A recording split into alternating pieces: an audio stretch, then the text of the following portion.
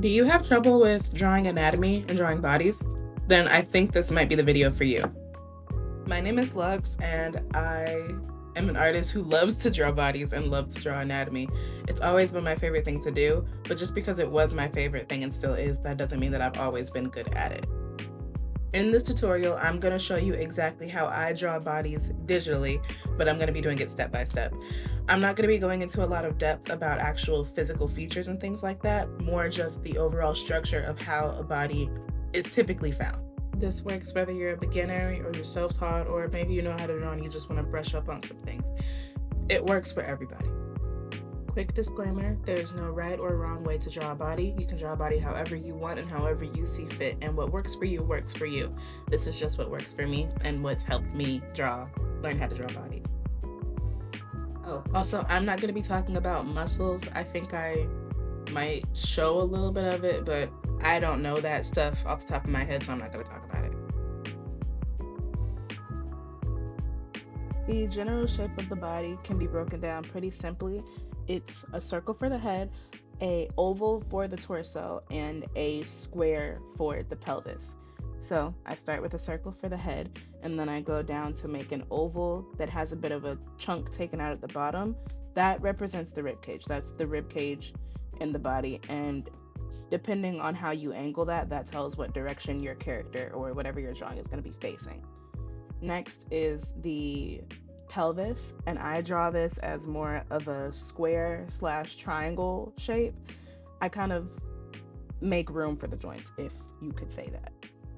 If we're being realistic, it's very important that you get these shapes right because this is where the balance of the body goes. Next is the legs. The legs, when I'm drawing a body, I draw them as literal lines. I draw them as lines, and then I use circles to mark out the joints. And I go back and add depth into that later on because legs can be really difficult, even though they're one of my favorite things to draw. The arms are done in a similar fashion where you just draw the line. I put circles to represent where the shoulders are going to be, and then I use little tinier circles to tell where the elbow and the wrists will be placed later on.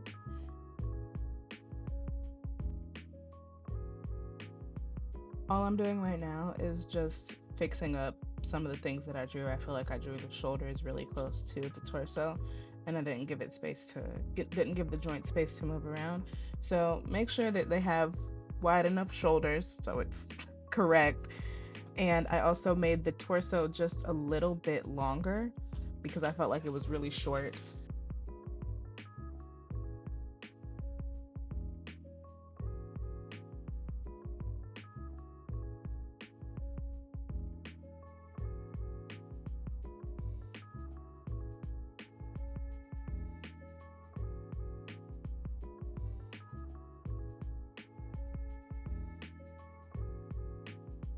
But yes, all I'm doing are just some minor adjustments to fit my personal preference.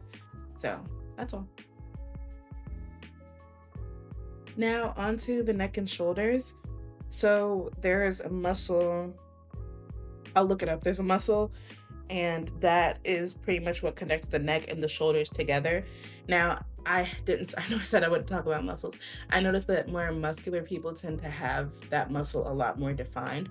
So do keep that in mind. Do what you want with that. Now, for where the shoulders connect to the torso, make sure the joints are connected properly and look at references of people's collarbones. References are always great, but make sure you're looking at references of people's collarbones to make sure that you mimic that, if that makes sense. Now, for the rib cage can be a little bit of a bean or an oval shape, so that supports the upper body. Make sure that the rib cage is proportional to the rest of the body because that will help define a lot of how you draw. I did it in two different ways. So I did it in more of an oval shape and then more of a rectangular shape. It really depends who I'm drawing to tell how I draw the rib cage.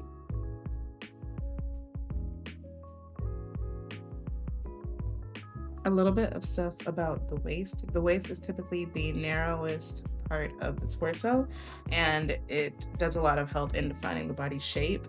Of course, you can always exaggerate it if that's your style. That's one of those things that are really up to stylistic choice. Typically, the transition between the waist and the rib cage is going to be smooth because it's really just skin stretching over those two bigger parts of the body. Make sure that things are kind of proportional, but obviously, if you have some sort of stylistic choice, that's completely different. But being realistically, make sure that it's proportional. Pay attention to how the waist and the hips curve. Now, sometimes you have different things like hip dips and let's see what else. You have hip dips, so it's where the skin sort of lays flush on top of the hips, making a little bit of a dip. Now, I'm not going to be going in depth about the head because I already have done a tutorial on that. So I might go back and update it at some point. But the head is kind of follows in the same suit of all of our other shapes: oval, square, triangle, whatever shapes you feel the need to add, go ahead and add them there. Now we put the shoulder joint much earlier, so think of it as a ball, and it's slightly outside of the rib cage. It's not in the rib cage. That's why you saw me fixing the proportions earlier. I think of the upper arm and the forearm as two completely different shapes, and you can see that in the way that I drew them, where there's the joint in between. They're two completely different shapes. The upper one is typically thicker.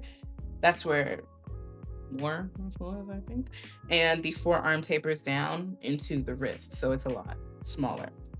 Make sure that you don't forget the elbow, and it typically lines up around the waist area. Sometimes marking it that just helps you keep things in check.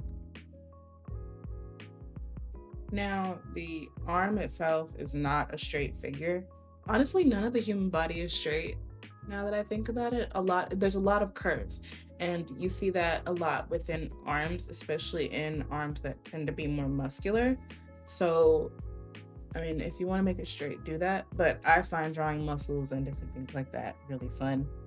This is all stylized, and the thickness of the way that you draw arms, that's all up to you. Make it fit your art style. The legs are very similar to the arms, they're just a lot more elongated. So, similar to how the upper arm is similar to how the upper arm is a thicker piece of part of the body, the thigh is also a thicker part of the body, and it carries a lot of the body's weight. So they're wider than you think. So I make thighs kind of wide. The knee is to the leg as the elbow is to the arm. So the knee and the elbow pretty much play the same role, but for different parts of the body. I kind of mark it as a circular rhombus, whatever shape that is. It's a shape. Um, the calves, in the same way that the elbow does with the wrist, it tapers down to the ankle. So there's the wider part, which is typically higher up, and then it gets more narrow as it goes down until you get down to the ankle and the feet. So it just kind of makes it look more natural. When I draw feet, since I'm not too good at it, I just kind of block them out as little triangles that are super short. Just like the arms, the legs shouldn't be perfectly straight. Actually, I think the legs should be way more curved. Now, in this particular drawing, I did make the thighs a little bit long and the calves a little bit short. So at some point, I do go back and fix that. Um, hmm. Now, the legs, you could see them as cylinders or you can see them as lines when it comes to actually drawing them in different poses and different gestures and things like that. So a lot of when it comes to posing characters and drawing bodies is the way that you interpret how it looks. You need to break things down into shapes and then you use those shapes and translate that into whatever pose you're thinking. All I'm doing right now is like a little bit of cleanup because I wanted to make it look a little bit cleaner. Now I'm just gonna do a little bit of cleanup here. And then I'm gonna draw a side profile of a body to get a different angle, get a different view of things. So just wait a second.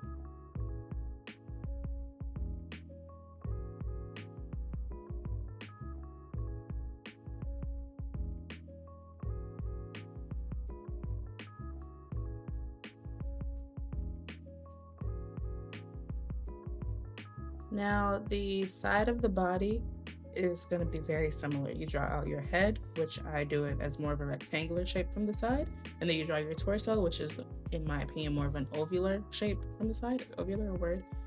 And then your pelvis. Now, the way in which the pelvis is angled does tell a lot about how your character is.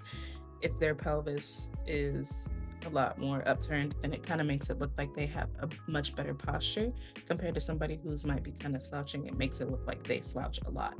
So the legs, I do the same thing, and I draw the legs in little lines with the joints, and I go back and add more detail to that. But you see the curvature of the leg. So the front of the thigh typically comes out a lot, and then the back of the calf also comes out a lot, but it goes in an opposite direction.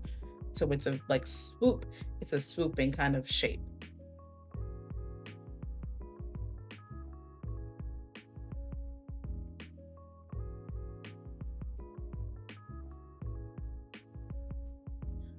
As far as the actual tutorial goes, that's all.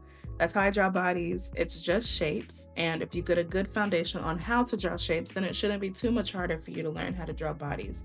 Just make sure you're practicing. That's all I have to say. I hope that you enjoyed this video and I hope that you learned something from it. If there's anything else that you'd like to see from me, let me know. And as always, I'll try to do my best to get it done. I really do hope that you enjoyed. I had fun doing it. I don't really know what's up with the audio quality. I hope that doesn't deter from the actual video too much. But that's all that I have to say. Thank you so much for watching, and I hope that you have a great rest of your day.